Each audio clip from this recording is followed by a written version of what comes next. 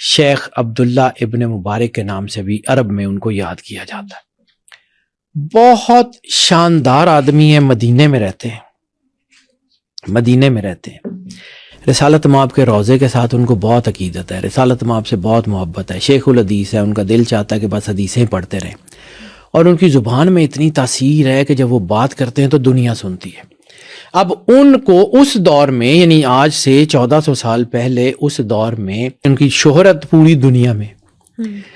اب عبداللہ ابن مبارک کو خواب میں سرور انبیاء صلی اللہ علیہ وآلہ وسلم کا دیدار ہوتا ہے.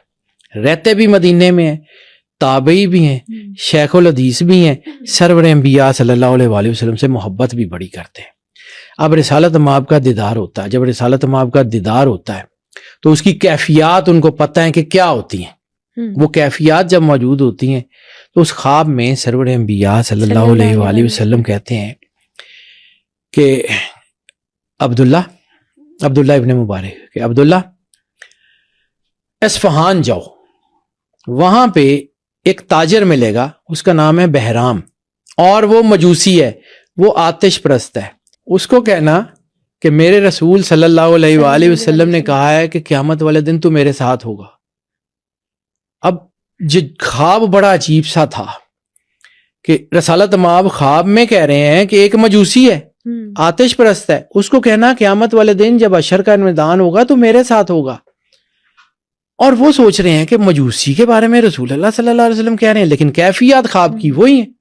اب حکم ہوا ہے مدینے سے اصفہان جانے کا. کہاں مدینہ، کہاں اصفہان؟ چل پڑے، سفر کرتے جا رہے ہیں. لوگ پوچھتے ہیں کہاں جا رہے ہیں، ان کا اصفہان جا رہا ہوں، بہرام سے ملنے جا رہا ہوں.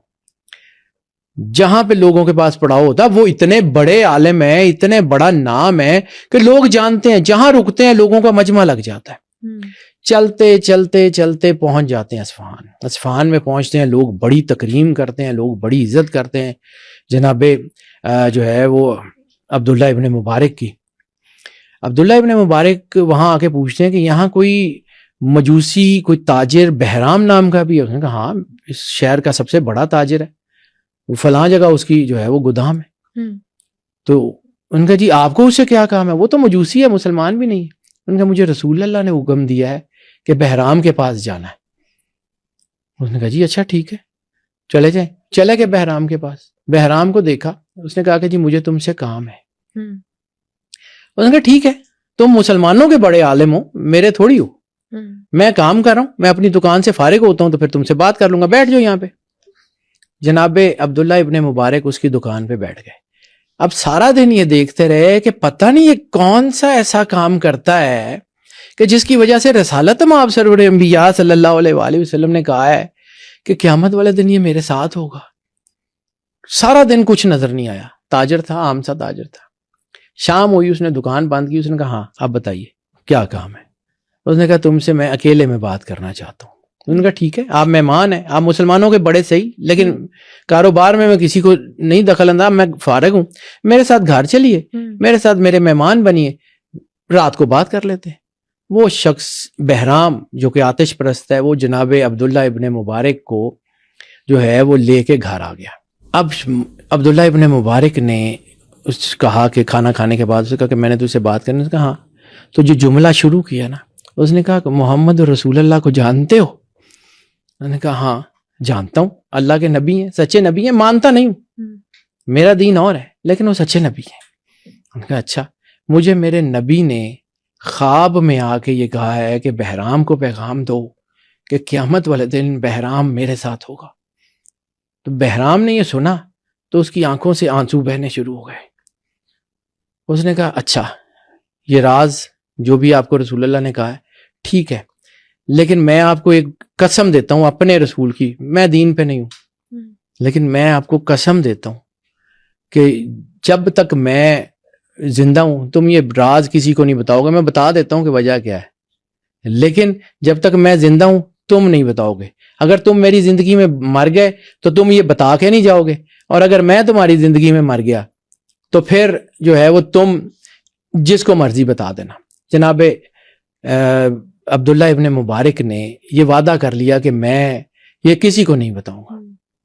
اس نے کہا بات سنو، تم یہ جس دن کی بات کر رہی ہو فلاں تاریخ تھی اور فلاں وقت تھا؟ اس نے کہا ہاں، اسی دن اسی وقت مجھے یہ خواب آیا تھا، آدھی رات کے بعد کا وقت تھا، فجر کے قریب کا۔ اس نے کہا بالکل یہی ٹائم تھا۔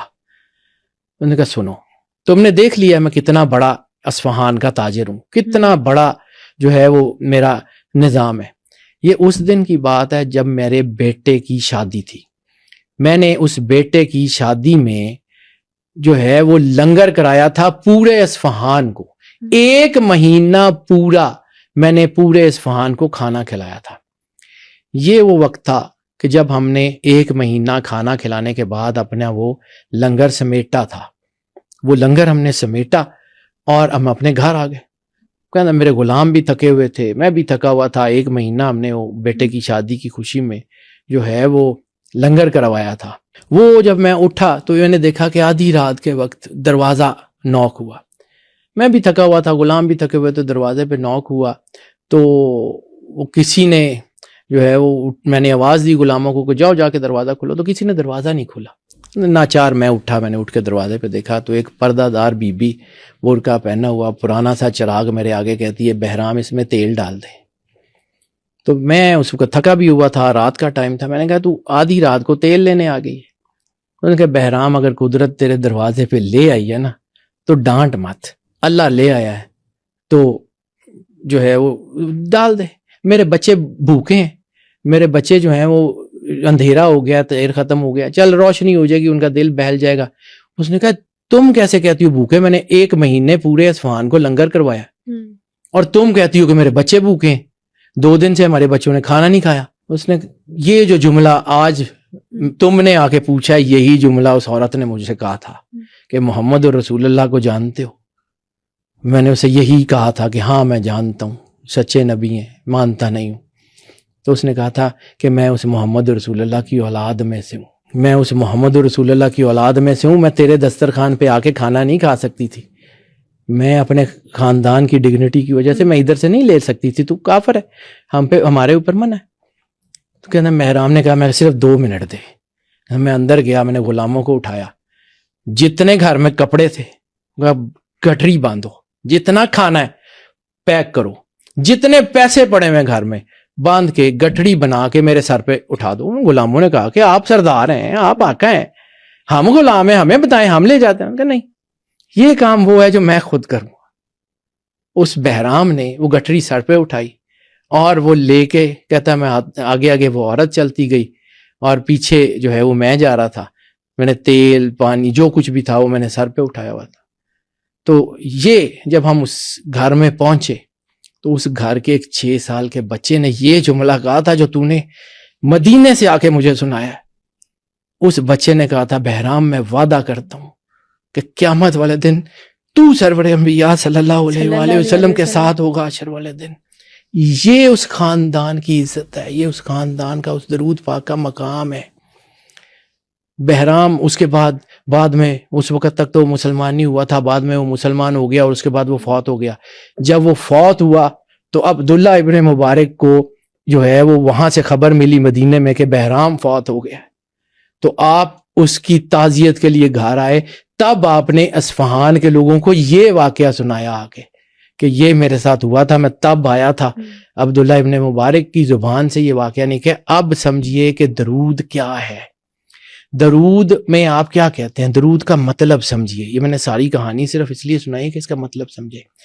درود پاک کا سمپل مطلب یہ ہے کہ یا رسول اللہ صلی اللہ علیہ وآلہ وسلم آپ پہ سلامتی ہو اور آپ کی اولاد پہ سلامتی ہو۔ عام سے لفظوں میں پنجابی میں جو اس کا ترجمہ بنتا ہے یا رسول اللہ تسی جیو، تھوڑے بچے جین، ٹھیک ہے۔ آپ درود تو پڑھ رہے ہیں لیکن آپ رسالت مآب کی اولاد سے مخلص نہیں ہیں، ان کے گھر سے مخلص نہیں ہیں، تو پھر کون سا درود؟ یعنی امام حسین علیہ السلام کو شہید کر کے جو لوگ نماز پڑھ رہے تھے اور آل پہ درود پڑھ رہے تھے، کون سی نماز، کون سا درود؟ آپ کا قول تو یہ ہے کہ آپ رسول اللہ سے عشق کے دعوے کرتے ہیں اور آپ کا فعل یہ ہے کہ آپ رسالت مآب کی اولاد کی عزت ہی نہیں کرتے۔ جیسے بہرام نے ساری زندگی میں، یہ جو بہرام نے کیا نا، یہ درود کیا ہے۔